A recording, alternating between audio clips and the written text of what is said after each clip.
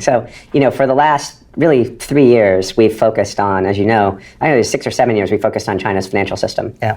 And that's taken us to understanding the flows and the plumbing of capital and how it flows in and out of China, whether you're looking at Hong Kong or China, or you're looking at the listed market or the domestic market in China, the majority of the capital flows through Hong Kong. And when you look at Hong Kong as a sovereign, I'll tell a little bit of a story as far as the existence of Hong Kong in its economic and financial state that it's in today. You have to look back 36 years. You really have to look back much further than that when, the UK or Great Britain really fought a couple of wars, the First and Second Opium Wars, and then the balance for the new territories, and, took over Hong Kong Island, Kowloon, and the new territories. And they basically ruled those territories for a very long time. And at some point in time, in the late 1970s, early 1980s, Deng Xiaoping started, I think, some rhetoric back behind the scenes, some conversations with Margaret Thatcher on handing Hong Kong over back to the Chinese. As you know, the British basically secured their rule over Hong Kong with a 99-year lease. Yeah. The Chinese wanted that lease to end 1997 and threatened, I think, the British in one way or another to get them to do it a little sooner. And so while these negotiations were going on, word got out that the Chinese were talking to the British about a handover. And if you noticed what happened then, the Hong Kong currency had about a 50% decline versus both the dollar and the pound going into 1983. Yeah. And then in late 1983... So it was a free-floating currency then? It was a free-floating currency then, yeah. So, but a 50% deval over just a handful of years, to the extent that the South China Morning Post was saying it's becoming a banana republic, the currency's in a, quote, free fall.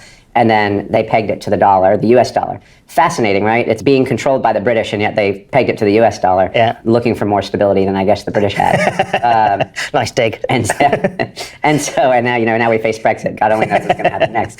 But I think that back then they engaged in a peg to try to bring some sort of stability, to calm the nerves and the psyches of investors in Southeast Asia, and primarily Hong Kong, because, as you know, investors were thinking with Great Britain, there's a legislative democracy, there's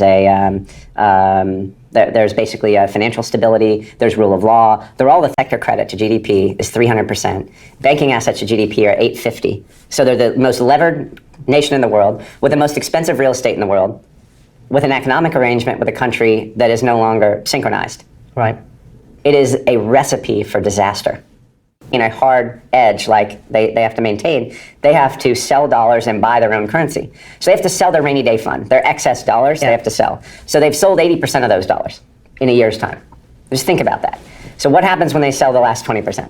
So 2 things happen. Either they find more dollars by mortgaging or leveraging another asset, or requisitioning funds from somewhere. It's not the only money they have. Sure. And we've done a very in-depth analysis, not in our letter. We can cover that another day. But let's just say they have a decision to make.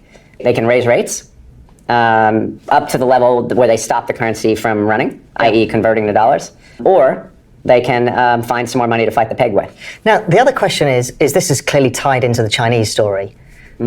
Is this also capital flight from China via Hong Kong? Because that's always been my premise, that this is a mechanism that's part of a bigger story and too difficult for the HKMA to stand in the way of. I'll say that your premise has been right for a few years, in the last few years. But if you remember when China closed the door, really shut down and put their fingers in the holes of the dam, of the money running out of China, they did that really beginning